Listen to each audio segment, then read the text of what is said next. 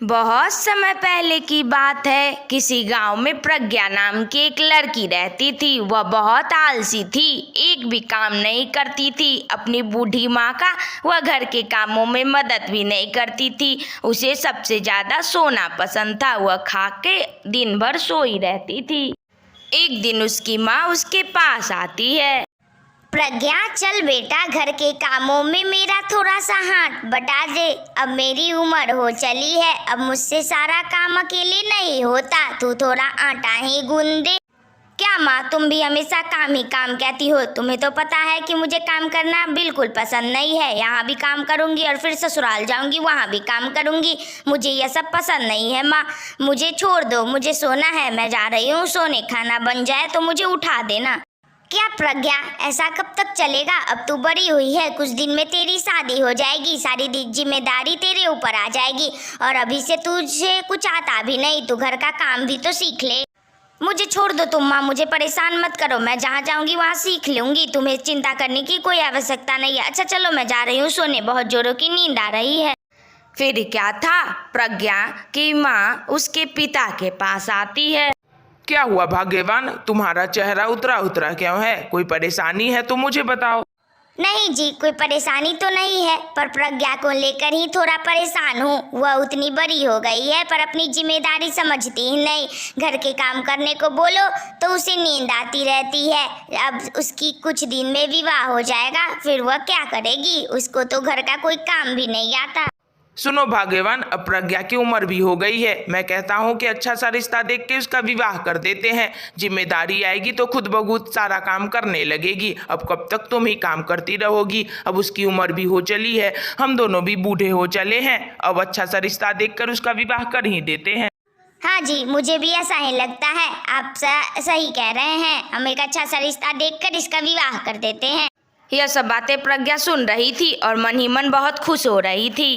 बढ़िया होगा कि अच्छे घर में देखकर ये लोग मेरा रिश्ता कर देंगे। वहाँ बहुत सारे नौकर नौकरानी होंगे, मुझे आराम से बैठकर खाना मिलेगा, कुछ काम भी नहीं करना पड़ेगा। प्रज्ञा का विवाह मयंक से हो जाता है। वह पहले आर्मी में था पर किसी कारण से उसने रिजाइन दे दिया। पर अभी भी उसके जीवन के सारे रूल एकदम सख्त थे। प्रज्ञा, मैं तुम्हें बता दूं कि मेरे जीवन के नियम बहुत कठोर हैं। मैं सुबह 4 बजे उठता हूं। दिन में सोने का कोई ज़रूरत नहीं है, एक भी समय बर्बाद नहीं जाना चाहिए, हमेशा काम में लगा होना चाहिए। तुम्हें भी यही सब फॉलो करना होगा। मेरे घर में रहोगी तो मेरे अनुसार ही चलना पड़ेगा। यहाँ आराम का कोई मतलब नहीं है। दिन भर काम करो या कुछ काम में ही बिजी रहो, आराम की कोई आवश्यकता नहीं रहेगी। फिर क्या था, मयंक दिन भर प्रज्ञा से काम करवाता रहता था। एक दिन मयंक घर पे नहीं था। दोपहर का समय था, प्रज्ञा को नींद आ रही थी। आज कितनी दिनों के बाद बहुत नींद आ रही है और ये भी घर पे नहीं है। अच्छा मौका है, दाल भी चढ़ा ही दिया है और चावल तो बन ही गया है। जाकर थोड़ा देर आराम कर लेती हूँ, फिर जब सीटी देगी तो जग जाऊंगी।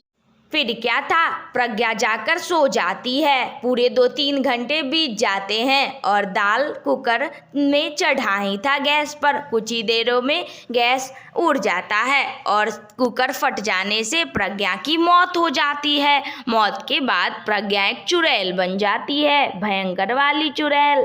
अरे ये क्या हुआ? मैं तो मर गई, लेकिन अच्छा ही हुआ। वैसे भी मैं जिंदा होके भी मरी ही थी। दिन भर मैं बस मुझसे काम करवाता था, न कभी सोने देता, न आराम करने देता, न कुछ मस्ती करने देता। अच्छा हुआ कि मैं मर ही गई। अब मैं आराम से रह तो सकती हूँ, जो मन होगा खाऊंगी, जब मन होगा सो जाऊंगी। बहुत मजा आएगा। हा हा हा हा।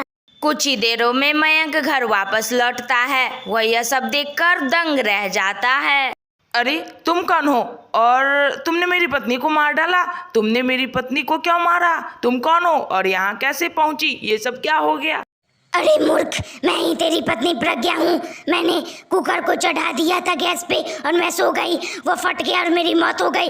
लेकिन अच्छा ही हुआ, तुम मुझसे बहुत काम करवाता था।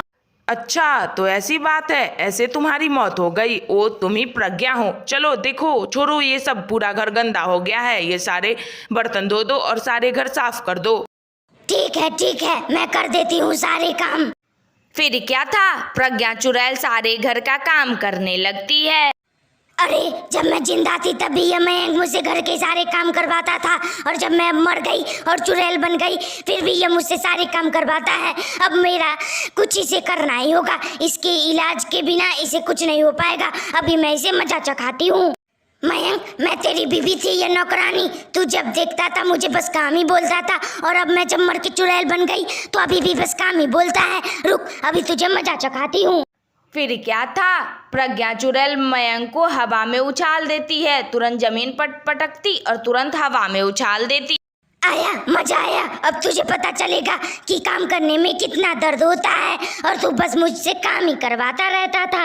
नहीं नहीं भाग्यवान, मुझे माफ कर दो, मुझे माफ कर दो। अब मैं तुम्हें कोई काम करने को नहीं कहूँगा। तुम तो मेरी पत्नी हो ना, मेरी चुड़ैल पत्नी। अब तुम आराम से घर में बैठी रहो और मैं तुम्हें सारा काम करके दूंगा, खाना बना कर भी दूंगा और सारे साफ सफाई भी कर लूँगा। पर तुम मुझे ऐसे मत तरपाओ, मुझे बहुत दर्द हो रहा है। तुम बस आराम करो और जाकर सो जाओ। मैं अच्छे अच्छे व्यंजन बनाकर तुम्हारे लिए लाता हूँ।